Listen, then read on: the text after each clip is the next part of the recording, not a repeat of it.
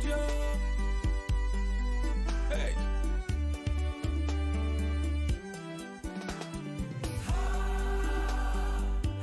Alléluia, Jésus mon Dieu. Alléluia,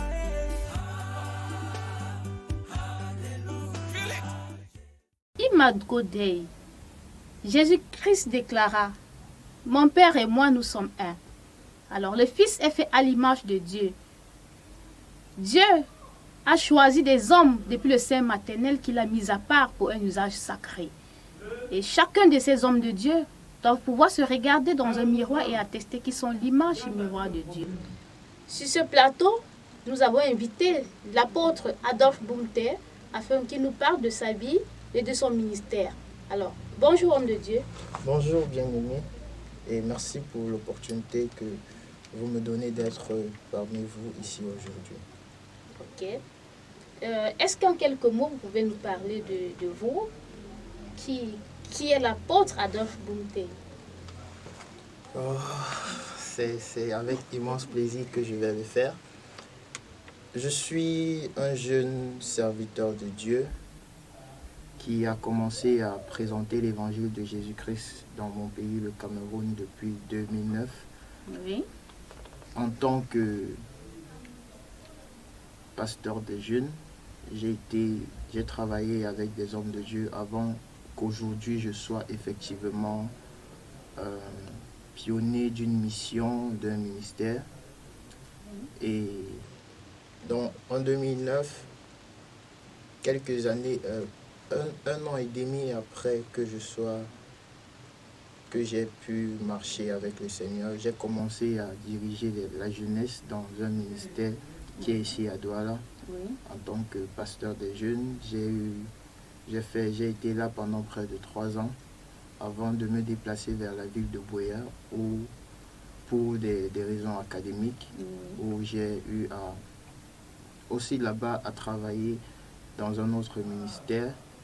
Et également là-bas aussi, on m'avait également encore confié la tâche de pasteur des jeunes. Et à un moment, j'avais la responsabilité d'être un coordinateur national d'un mouvement d'atteinte. On dit un outreach en anglais. Yes. Donc j'ai dirigé ça pendant près de 2014 à 2017, où quand je quitte maintenant Buea pour revenir sur Douala. Et en fait, j'ai suivi des formations théologiques, j'ai suivi une formation séculaire aussi dans le monde professionnel. Et récemment, je viens de soutenir une thèse même en sotériologie où j'ai essayé de parler de la distinction entre la compréhension orthodoxe apostolique du salut et la compréhension contemporaine évangélique du salut, qui est beaucoup plus manifestée dans ce qu'on appelle la théorie de la substitution pénale, que j'ai essayé de discréditer dans ma thèse avec certains arguments et avec le concours des pères de l'Église et des encadreurs qui m'ont tenu la main pendant tout mon cursus et qui m'ont donné de pouvoir tomber sur les informations nécessaires pour comprendre ces choses. Donc, de manière générale, je suis engagé dans l'œuvre du Seigneur. J'enseigne maintenant. J'ai commencé récemment à enseigner dans un institut universitaire de théologie. Et le Seigneur est fidèle. En fait, c'est comme ça que je gère ma petite vie que le Seigneur m'a donnée. Wow, c'est vraiment merveilleux, c'est merveilleux. Alors, quel est le but et la vision de votre ministère en tant que... Ouais. Généralement, nous sommes toujours confrontés à cette même question, le but, la vision du ministère, ce que Dieu dit de nous. Et j'ai effectivement reçu un mandat du Seigneur. Je le reconnais parce que ça ne s'est pas produit de manière naturelle. Depuis tout petit, mes parents ma maman, elle avait remarqué que j'étais différent des autres dans ma manière d'être. Et c'est en fait à l'âge de 14 ans que j'ai commencé à m'engager dans les choses de Dieu. Wow. Donc j'étais très jeune quand j'ai commencé tout ça. Mhm. Et aujourd'hui, le but du ministère, ou bien la vision du ministère, nous sommes envoyés pour susciter les fils de Dieu qui sont matures, pour amener les fils de Dieu à la maturité, Wow. afin qu'ils puissent manifester la plénitude de la vie de Christ et Amen. manifester son amour. Et le Seigneur nous a donné une herméneutique particulière au sein de la vision que je suis pionnier maintenant, Mhm. qui est l'herméneutique de l'amour et de la miséricorde. Ce sont les axes principaux sur lesquels le message que Jésus-Christ m'a confié en fait, est guidé ou bien est orienté. Wow. Et notre mission, nous sommes là pour révéler le Christ Mhm. et bâtir les vies. Donc c'est à la fois une compréhension doctrinale, mais aussi nous insistons sur la manifestation réelle dans la vie de chaque jour du Christ glorieux que nous avons reçu, qui vit en nous. Amen. Donc le ministère auquel je suis appelé, nous présentons un message de non-violence, un message de paix. Nous présentons une manière aux hommes de vivre ensemble dans la paix, sans les divisions et autres, Dans l'amour. effectivement, basé sur le Christ, Amen. basé sur les enseignements du Christ. Wow. Non pas comme si ils essayent de l'imiter, mais ils reconnaissent en fait leur identité dans le Christ. Mhm. Et le Christ, en tant qu'eux, manifeste ces caractéristiques-là vis-à-vis de la société. Amen. Donc, j'espère que nous parlerons de ça. Ça fait en sorte que le ministère n'est pas juste question de ce que, en fait, la vision que nous avons, ce n'est pas juste prêcher le dimanche. Oui. Ça implique aussi être investi dans des œuvres caritatives, ça implique aussi développer d'autres axes pour bâtir l'homme en général, en fait. Mhm. Donc, c'est un peu ma personne, si je Wow. peux dire ça. La Bible déclare: Dieu a donné les uns comme pasteurs, d'autres comme apôtres, évangélistes, docteurs. Et est-ce que vous pouvez nous parler de votre appel? Vous êtes appelé, vous êtes apôtre Adolphe Bouboute. Oui, j'aimerais avoir un peu de détails. Pourquoi là-dessus. apôtre? Pourquoi pas pasteur? Pourquoi pas docteur et tout ça? Voilà. Ok. Déjà, pour revenir à la notion de la vision, déjà, par la grâce de Dieu, récemment, ou bien il y a quelques mois, je suis tombé sur un document d'un théologien, Dietrich Bonhoeffer, Ouais. où il parlait du fait que l'homme de Dieu n'est pas un entrepreneur, Mhm. parce qu'il ne vient pas créer quelque chose, il marche dans un plan de Dieu déjà établi. Oui. Donc ce n'est pas comme si nous fabriquons des visions ou bien nous fabriquons des titres et des postes, mais nous entrons dans quelque chose qui est déjà établi, qui a déjà fonctionné, et nous devons juste discerner le chemin sur lequel le Seigneur nous amène. Donc, par la grâce de Dieu, j'ai pu assister 2 hommes de Dieu dans l'établissement des œuvres, Oui. et le révérend apôtre Daniel Bissoko, avec qui j'ai connu le Seigneur, que je considère comme un père dans la foi. C'est avec lui déjà que j'ai compris que je suis appelé au ministère de l'apostolat. Oui. Ensuite, dans ma manifestation, plus je grandissais et autres, le Seigneur m'a mis tellement d'emphase sur le message de Paul, sur la particularité de Paul Poulet présent. Mhm. Et c'est à partir de ce moment-là, et les études que je menais m'ont permis de comprendre en fait qu'il y a quelque chose que j'ai reçu qui vient de l'apôtre Paul, Oui. qui a été transmis au niveau des pères apostoliques, qui a été transmis au niveau des pères de l'Église, qui a été transmis de génération en génération.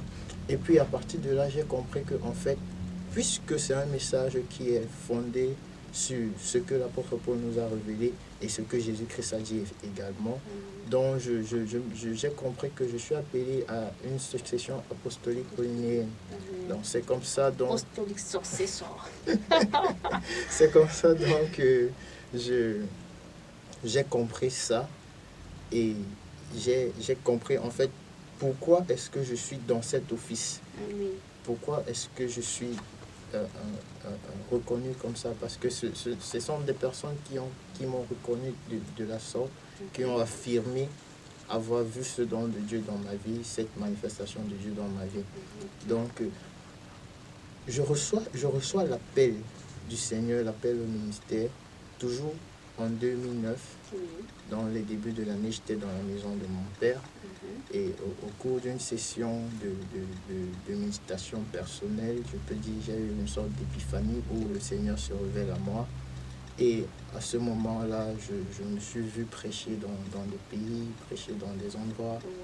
Mais je savais juste que je devais être un homme de Dieu.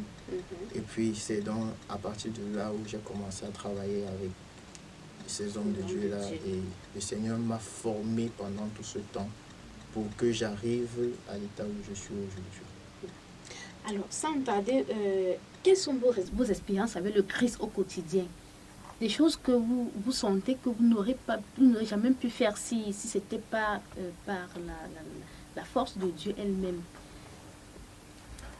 Vraiment, je suis ému par cette question parce que effectivement, quand je regarde mon quotidien, quand je regarde la vie que je mène, je vois la main de Dieu. La main de Dieu. Pourquoi je dis la main de Dieu? Parce que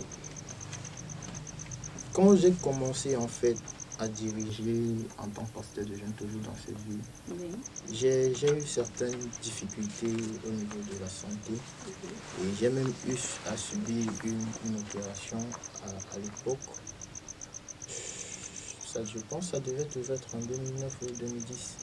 Je ne me rappelle plus très bien de la date ou bien avant. Mais ce qui s'est produit après ça, c'est que j'ai vu le Seigneur me préserver continuellement de beaucoup de malheurs, de beaucoup de choses négatives. Et à l'heure actuelle, quand je vois les opportunités que le Seigneur me donne, moi, je pense que je suis engagé dans quelque chose qui me dépasse. Parce que nous sommes à peine en train de commencer le ministère, mais déjà, je vois le Seigneur qui ouvre les portes même au niveau international. Donc, il nous permet de penser déjà comment être hors du pays, alors que nous sommes encore en train de vouloir mettre les choses dans le pays. Et puis, je comprends que la vision que le Seigneur a donnée ne sera pas simplement localisée ici au Cameroun. Donc, quand je vois ces petites manifestations-là, je ne veux pas trop entrer dans ces détails parce que c'est vraiment poignant. Je vois même comment le Seigneur me met en contact avec des personnes et des personnes qui tout à coup se lèvent, ils ont le fardeau de vouloir m'aider, de vouloir faire en sorte que l'œuvre que le Seigneur a confiée puisse effectivement se réaliser. Je dis juste gloire à Dieu. Sans tarder, nous allons prendre une petite pause publicitaire et à tout à l'heure sur Imago Dei.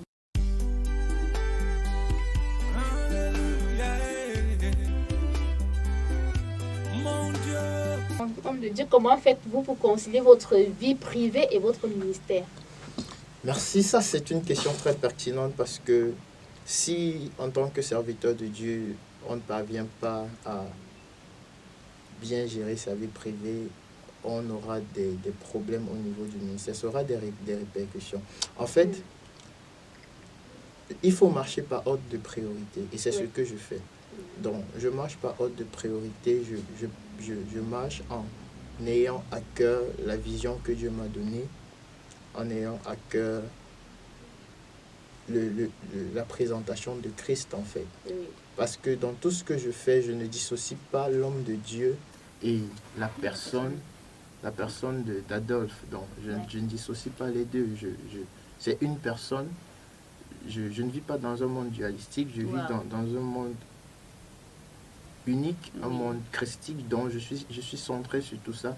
Dans ce que je fais, j'essaye toujours de ressortir le Christ. Donc, quand je suis en train d'enseigner à l'université, Oui. je ne fais pas une distinction de est-ce que c'est l'enseignant qui est là ou bien est-ce que c'est l'homme de Dieu qui doit venir. Non. Et c'est surtout que c'est des enseignements théologiques que je donne aussi là-bas. Donc, Oui. ça me permet de toujours garder l'objectif qui est le ministère dans lequel Dieu m'a appelé. Ça implique que dans n'importe quelle forme je peux le servir. Donc, en fait, cette question aussi, ça ressort la notion de la différence entre le sacré et le séculier. Mais en réalité, ça ne devrait pas l'être parce que nous sommes dans un monde et puis nous sommes des personnes qui manifestons Christ dans n'importe quel horizon. Donc, peu importe le secteur où je suis, peu importe ce que je fais, je me rassure que ce soit toujours la manifestation de Christ qui soit vue au travers de moi. Dans mon quotidien, dans mes affaires, dans les business que je fais, je maintiens mon identité de pasteur. Oui. Dans autre chose, quand je suis à l'église, je maintiens mon identité de pasteur. Oui. Dans tout ce que je fais, c'est comme ça.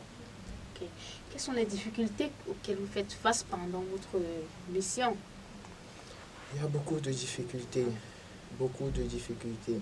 Et l'une des premières difficultés, déjà, je pense que ça vient de l'Église. Oui. Je suis vraiment désolé de le dire, mais je pense que ça vient de l'Église. Parce que lorsque certaines personnes qui sont déjà dans le ministère ne comprennent pas ce que tu enseignes, ce que tu fais, et au lieu de t'apporter le soutien, au lieu d'essayer de t'écouter pour pouvoir juger d'eux-mêmes, généralement ce sont des critiques, généralement ce sont des menaces et tout ce genre de choses-là. Et j'ai été victime de certaines de ces choses à plusieurs reprises. Wow. Et vraiment, à un moment, j'étais vraiment, je me suis senti seul au monde, je me suis senti parce que je m'attendais à recevoir un peu du soutien de mes prédécesseurs, du soutien des pères que je considérais. Mais à un moment, j'ai compris que je ne peux pas me confier sur un homme. Je ne peux pas bâtir le ministère que Dieu m'a donné à cause de l'acceptation de quelqu'un, d'un homme. Donc, j'ai regardé à Christ. Comme il dit, j'ai essayé d'affectionner les choses d'en haut pour que ce soit Christ et Christ seul qui soit révélé. Et quand je regarde maintenant au niveau de la gestion de l'Église, de la gestion du ministère, c'est pas facile de gérer des hommes. Il y aura des personnes qui pourront vouloir manipuler à cause du soutien qu'ils donnent et que j'ai eu à expérimenter. Mais gloire à Dieu, le Seigneur m'a toujours donné de pouvoir discerner ce genre de personnes pour ne pas entrer dans une certaine forme de compromission. Alors, il y a des difficultés dans différents aspects, mais je sais que le Seigneur qui m'a payé est fidèle. Même si la provision tarde avec le temps, ce que j'expérimente en fait en ce moment, il y a 2 semaines de cela, si je ne pouvais pas imaginer que je serais en train d'expérimenter ce que j'expérimente à cet instant. Parce que au cours d'une session de prière, j'ai écouté du Seigneur. Parce que je peux dire que je criais à Dieu pour voir un changement dans la situation de l'Église. Oui. Et puis, il m'a dit qu'il va envoyer des personnes qui vont réellement porter le ministère à cœur. Et je ne savais pas. Et c'était des rencontres vraiment fortuites. Mais quand ça s'est produit, j'ai compris en fait que Dieu m'a envoyé vers certaines de ces personnes pour effectivement que cette vision qu'il m'a confiée puisse être réalisée. Donc, ce sont des... Il y a des challenges dans la gestion des hommes, mais je reste réconfortant parce que ce n'est pas mon affaire. Amen. Et ce n'est même pas mon ministère. Amen. Donc, c'est le ministère de Christ, c'est les affaires de Christ. Oui. Et je suis confiant qu'il prend soin de ça. Amen. Et c'est ça qui me permet de dormir tranquille. Je donne le maximum des efforts possibles que je peux faire. Mais le reste, je remets au Seigneur. Ok. On va y aller avec Opération 222. 2 Timothée 2, verset 2. Et ce que tu as entendu de moi, en présence de beaucoup de témoins, confie-le à des hommes fidèles qui soient capables de l'enseigner aussi aux autres.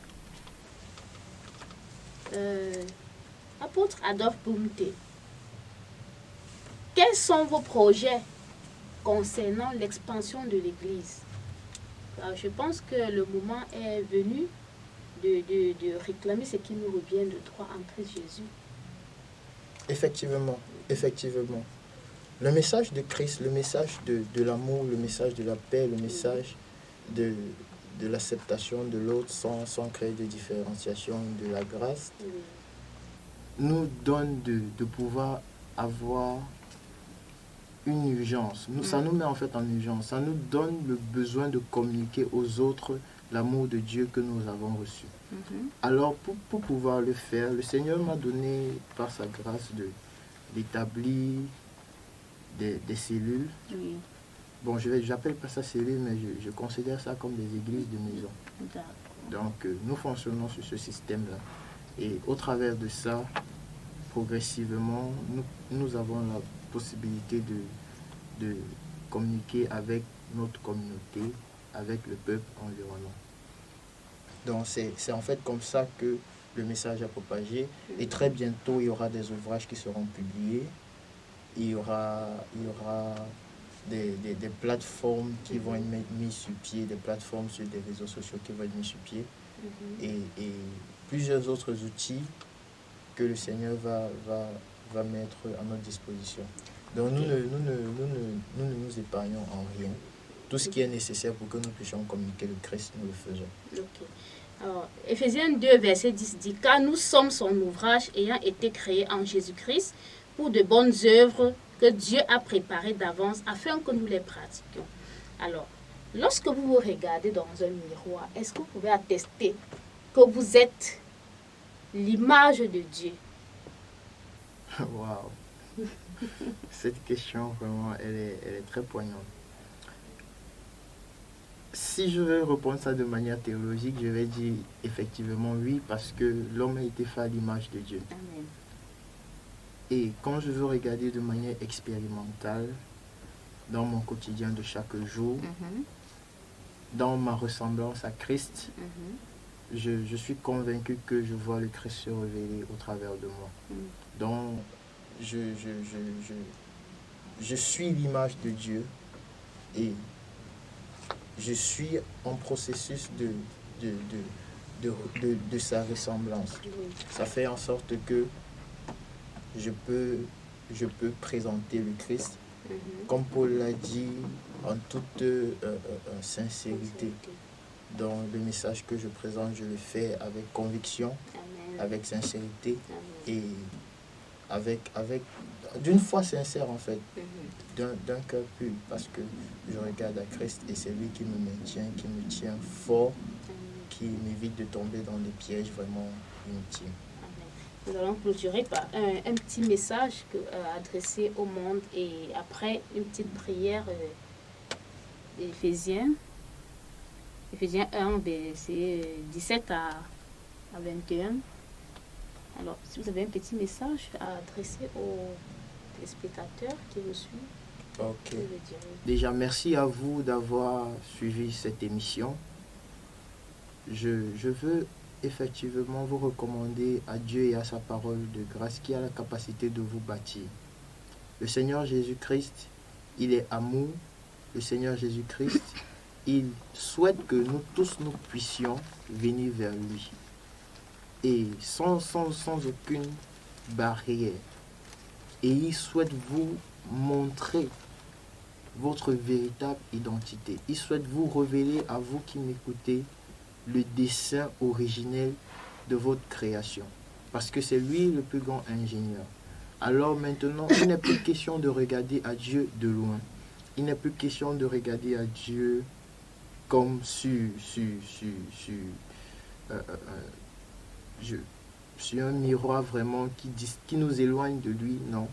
Mais il est question de regarder à Dieu qui est en nous. La Bible dit Christ en nous, l'espérance de la gloire. Amen. Et il a fait toutes choses bien en Christ. Alors je veux effectivement vous demander à vous qui m'écoutez de regarder à Christ. Parce que Christ vous a choisi depuis la fondation du monde. Christ vous a appelé à son service. Et Christ voudrait se révéler au travers de vous dans l'humanité. Amen. Donc vous n'êtes pas juste et passabaille, vous n'êtes pas juste un pèlerin qui passe sur ce monde, mais vous êtes quelqu'un que Dieu a investi tout son potentiel à l'intérieur. Amen. Vous avez été fait à son image, vous avez été fait selon sa ressemblance, Amen. et il vous appelle à la participation de sa vie. Il vous appelle à la participation de son amour. Il vous appelle à expérimenter ce qu'il a prévu pour vous. Amen. Et si pendant que vous m'écoutez, il y a quelqu'un parmi vous qui vous veut effectivement que ce Christ glorieux-là puisse effectivement manifester sa vie en lui, j'aimerais que vous fassiez cette petite prière après moi. Si vous êtes là, juste question pour vous de devenir conscient que le Christ effectivement vous a choisi depuis la fondation du monde pour ce message, pour pouvoir le représenter dans votre société, pour pouvoir le représenter dans votre famille, pour pouvoir le représenter dans votre école, dans votre environnement. Alors vous allez juste répéter cette parole après moi. Vous allez dire ceci: merci mon Abba Père, car tu es mon Dieu. Je reconnais que Jésus-Christ est mort sur la croix pour moi.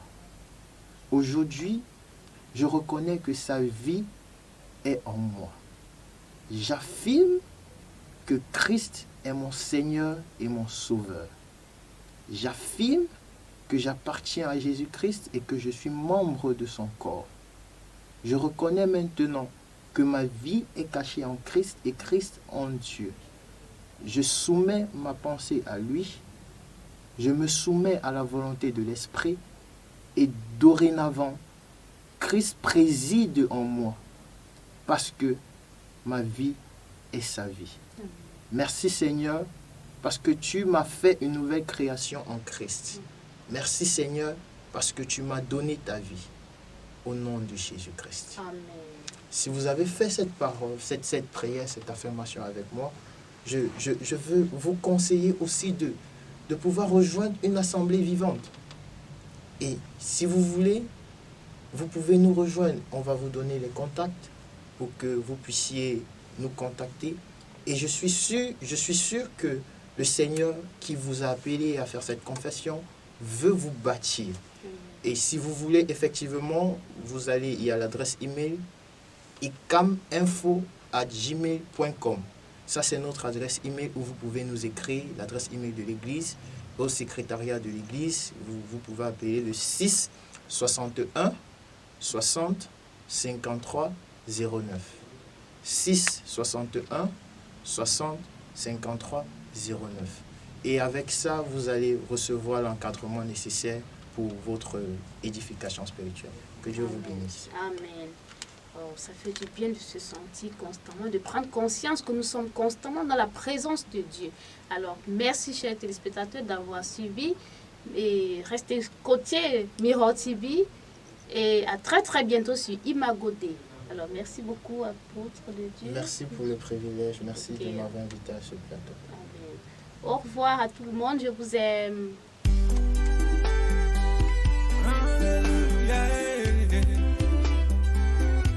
Mon Dieu, mon Dieu.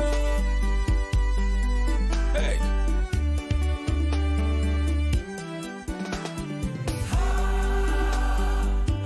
Alléluia. Jésus, mon Dieu. Alléluia. Alléluia. Feel it. Jésus, mon Dieu. Alléluia. Alléluia. Feel it. Feel the power.